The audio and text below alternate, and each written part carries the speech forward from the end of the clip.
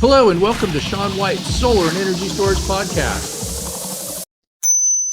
Today our guest is Bruce Anderson, and Bruce is the CEO of 24/7 Solar. That's pretty good, 24/7 Solar. That means you must have a space company, right? Because down here on Earth we have to worry about daytime and nighttime, so we might get like 12/7 Solar or something like that, depending on what time of the year it is. So what's your secret? How are you getting that 24 hours of solar energy, Bruce Anderson? Well, this matters a lot, obviously, because people need power not just when the sun is shining. They need it all the time. Yep. And so if we're going to make a successful energy transition, we have to provide clean energy 24/7. And the way we do that is that we convert sunlight into heat instead of into electricity.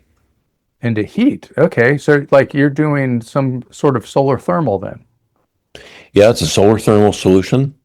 We heat air to about 1800 degrees. That's pretty hot. That's beyond my thermostat.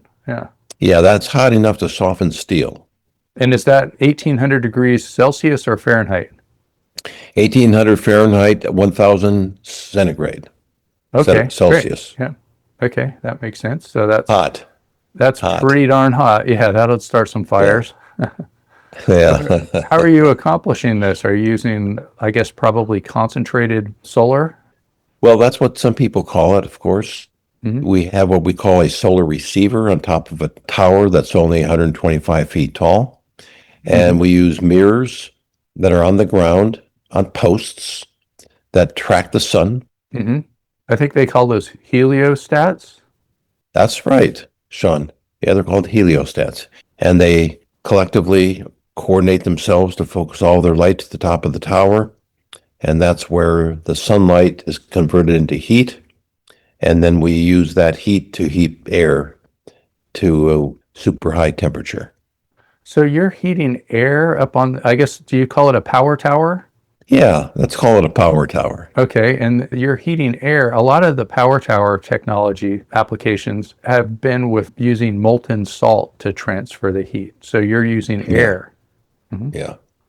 Okay. Well, one of the challenges of most materials is they can only get so hot before something happens to them. And air doesn't. Air just gets hotter and hotter. You get air up to 1800 degrees. Wow. Okay. And you can't heat fluids that hot. You can't heat molten salts. Mm-hmm. And the advantage of the higher temperatures is you get higher efficiencies out of your system with higher temperatures. And what kind of pressure is that air under? Atmospheric. Atmospheric pressure air. Okay, wow. Yeah. That's something else. Never thought of that. Yeah, so that way you don't have to have all those problems associated with pressurized air. Mm-hmm. For example, if you're in a submarine, you have pressurized air, you have these tiny little windows to keep the ocean out, right? Mm-hmm. And so you're really limited in what you can achieve. And there's a lot of OSHA codes around high pressure air and all kinds of things. So we're just circulating hot air, and we use ordinary blowers. The only non-ordinary thing is the temperature. These high temperatures are very unusual. Wow. Okay, so you got this superheated air, and then you're passing it behind the collector at the power tower. And then what do you do with the air? Then we circulate that air through. You fill up all the people that talk too much that are full of hot air? No, we use their hot air. I know, we could do that instead of solar power, right? There's plenty of people that are full of hot air out there. Well, no matter how hot their air is, you still have to heat it to the temperatures we need. So, yeah, it'd be a good source, but kind of diffuse source. Yeah, we think of solar as diffuse, but people hot air is even a more diffused source of heat.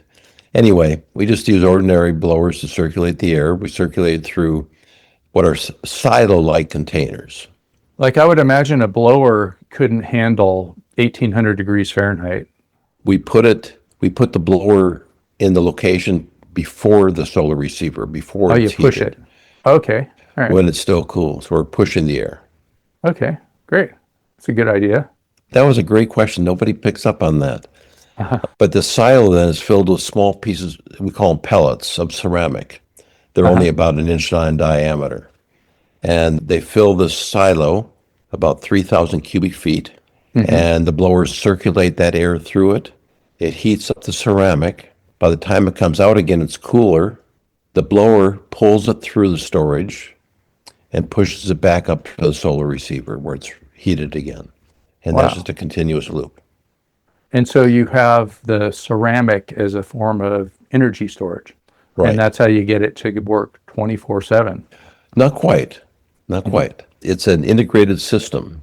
And because photovoltaic solar panels are so cheap, we use solar panels during the day to provide our customers lower cost electricity. And during the day, we collect all that heat and we store it for use at night. So we use that heated ceramic to provide us the heat we need to produce electricity at night. So as the PV tapers off at the end of the day, we kick in with our electricity. And the way we produce electricity from the heat in the ceramics is a proprietary turbine, the only turbine ever invented that can take ambient pressure hot air and produce electricity Wow. without combustion or emissions. Okay, so you have a turbine that takes like normal atmospheric pressure, superheated air, and somehow it makes it spin. Does it use steam or anything like that? No, just there. So how does that hot air make it spin if it's not under pressure and it's not doing steam, which is also is a form of pressure? Well, these turbines have a compressor. So when the turbine is spinning, it compresses air. Now, typically, that compressed air goes to a combustor before it goes into the turbine. So the combustor typically heats that compressed air up to the temperature that the turbine needs. So how does it compress it? Compressor is sort of like a turbine in reverse.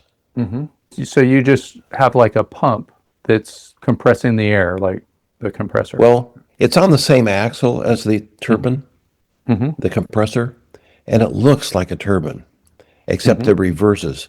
You know, when the compressed hot air goes through a turbine, it comes out the other end at very low pressure. If you spin that in reverse, it pulls air in and it compresses it to high temperature. So that's basically what a compressor is. It's a turbine in reverse. Okay. So it takes ambient pressure, outside air, compresses it to whatever pressure the turbine requires. And then typically a combustor will heat that compressed air to the temperature that the turbine needs. But we replace the combustor with a heat exchanger that takes that ambient pressure hot air, does the same thing the combustor does. It heats the compressed air. So the compressed air comes in one direction in the heat exchanger, the hot air in the other direction, and that compressed air that's now full temperature without combustion enters the turbine. I don't know if you follow that. It's kind of a mouthful. So you have a heat exchanger, and so you have the hot air going one way and compressed, normal temperature air going the other way. And then it heats up that normal temperature compressed air. So then you get hot compressed air. Correct. There you go. Okay. And then that hot compressed air that wasn't going, that was done through a heat exchanger. So it wasn't heated through the solar process. It was just regular ambient temperature compressed air. Then that hot compressed air goes in there and then it spins your turbine somehow. Spins the turbine. Yep. Okay. That's interesting. And so now you have that hot compressed air that's gone through the heat exchanger and it goes into the turbine, and it's just that pressure and the fact that it was hot makes it spin the turbine better than if you just had regular compressed air that wasn't hot? Yep, because what happens is as the hot air that's under a lot of pressure, that's a lot of pressure, goes through the turbine and spins it, that heat and pressure, both, are turned into electricity. So when that compressed air, that hot air goes through the turbine, it comes out at near ambient pressure instead of compressed pressure, and it comes out at a lower temperature than it went in as.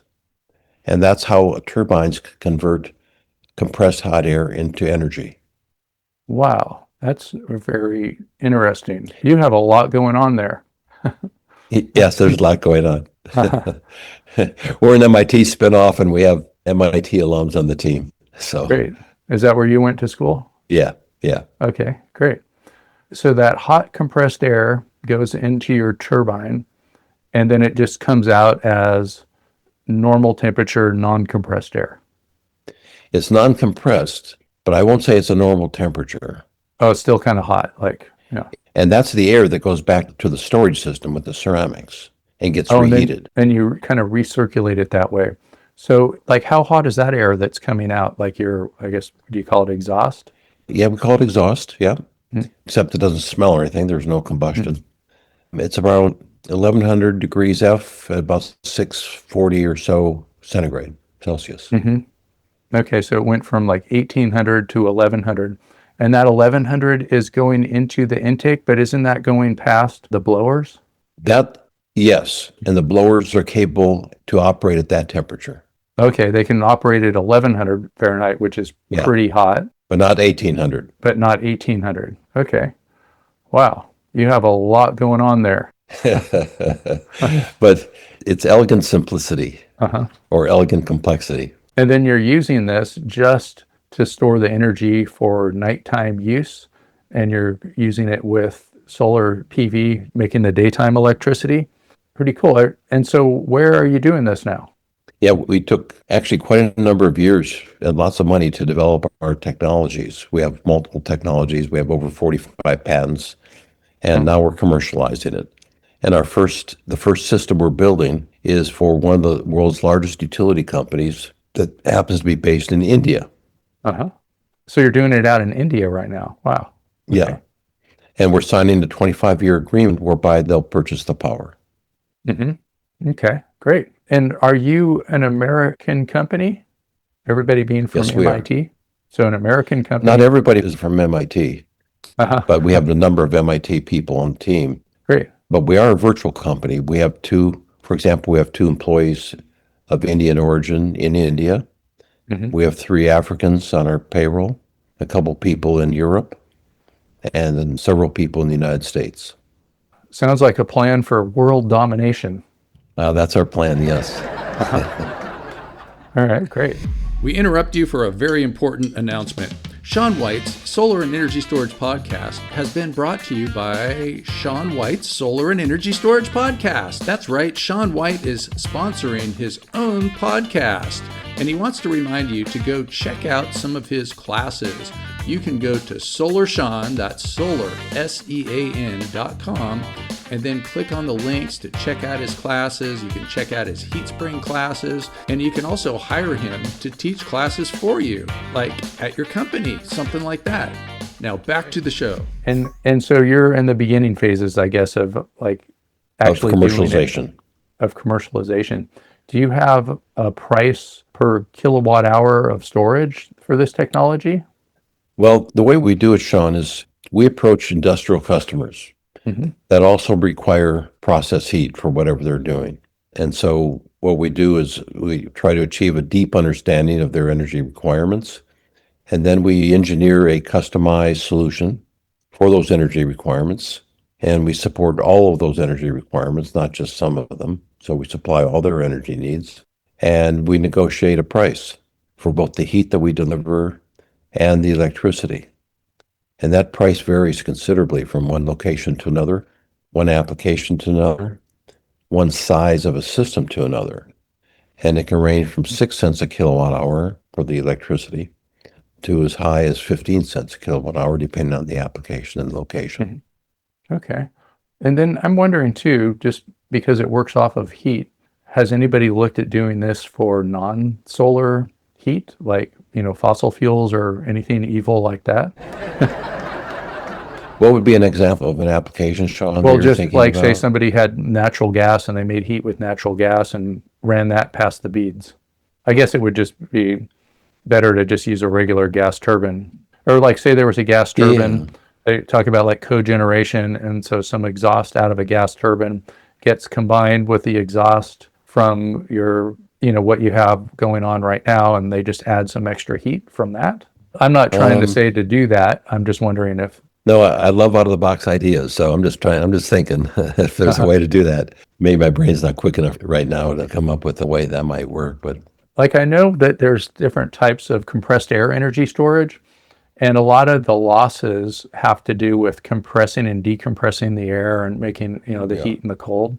And one way of solving that problem is to actually use it with some natural gas to, some heat from cogeneration, something like that. And I don't want to, tell anybody that they should be doing natural gas. But one thing I did see that was kind of ironic not too long ago is I was up in North Dakota, and there was a solar project up there, and on the same property was an oil well, and they were flaring off gas, and then they were using this, rather expensive solar system that was off-grid with batteries and solar, and they were using that just to make heat. They had electric heaters. So as they were flaring off gas across the street, so I thought it was kind of ironic, and just to put it that way. But yeah, definitely don't want to encourage you to use any natural gas. So Okay, just wondering, Sean. but I guess any kind of, maybe geothermal. So there's maybe there's some geothermal heat that it could be like combined in with it, or maybe some, like in a cold place. Is this mostly designed for hot places? Maybe in a cold place it could go into some kind of district heating where they heat the town. Yeah. Oh, definitely. It has that application and ability to do that. Yeah, I just thought of something weird is you could have one of these going in a place that's not very close, like say 100 miles from New York, and then you just reflect all these sunbeams to New York and then get that heat going that way. And you just don't want to get in the way of the sunbeam. I'm sure that's now you're talking outer crazy, space. stupid idea. Yeah. Yeah. Oh, pretty cool. Well, yeah, maybe we could, I don't know, they don't have air in outer space. You'd have to ship some air up there if you wanted to do it in outer space, because you're heating air. Yeah, we're not going to do that. I'm wondering too, when you do heat air, does it do anything to the air? Like I know, air with mostly oxygen and nitrogen, but there's some CO2 and things in there. Does it mess with any of the molecules in the air? Maybe a few of them, or No, unlike combustion, we have no impact on the air when we use it. We just heat it and take away the heat again. Okay, great. But we put the air back just the way we found it, unlike combustion. Well, I try to breathe air that's a little bit less than 1,800 degrees Fahrenheit. Yeah, I don't like those temperatures, breathing those either. No fun. So since you are using concentrated sunlight, maybe that New York idea was not a good idea, because you need a desert with concentrated sunlight, because when there's clouds, you don't have parallel light coming from the sun that you can focus. So Yeah, that's right. We don't have to be in the desert. But yes, there are most places that this kind of thing works, does not get a lot of rain. Yeah. But it's not necessarily a desert. But it probably is somewhat arid or semi-arid. When you're using heliostats, that technology pretty much doesn't work when there's clouds, I guess. Absolutely not. So, Yeah. so that's why you'd want to be in a deserty place. Maybe, do you have your eyes on Arizona? Of course. And then what do you think about that project out near Las Vegas, Ivanpah? You're probably familiar with Ivanpah. Yeah. Yep. And maybe they have some secondhand mirrors for you, because I think they're taking that apart. Well, I honor what they did, because it was really, really impressive, because there was very little proven technology that they had to convince people to put all the money into it and build that thing. And unfortunately, the primary challenge they had is they didn't have storage. And because it was first engineered, they didn't know they needed it in order to compete against photovoltaics. Oh, I thought that they did, were unfortunately. storing that molten salt so they could make it go 24/7. Not the Ivanpah. Not the Ivanpah solution. The Crescent Dunes, which is closer to Vegas, does use molten salts. And their primary challenge was the leakage from the molten salt container. And that wasn't a bad design. It was an EPC, in other words, a construction mistake. Oh. It was designed properly, but it was built wrong. And you can build salt storage now that won't leak the way that one was leaking. Yeah, and I saw another one too that was out in Dubai, and they had a large power tower out there, and they had, I think, a couple of gigawatts of different types of solar, mostly PV out there. And it's pretty amazing seeing those power towers. To me, it almost seems like religion or something, where there's all these mirrors praying to this big tower and sending all these beams to it. It's like religion for after people, after AI Yeah. takes over. Yeah, that's right. Put AI into those heliostats and maybe they'll be praying. Yeah, I've told people that I was going to do a Dr. Evil thing, like from, what was that movie? I can't think of it, but like I was going to write my name on the moon, the Austin Powers. I was going to take over the computers that run the heliostats and write my name on the moon. So if you see my name on the Cool. moon, you're going to know I was successful.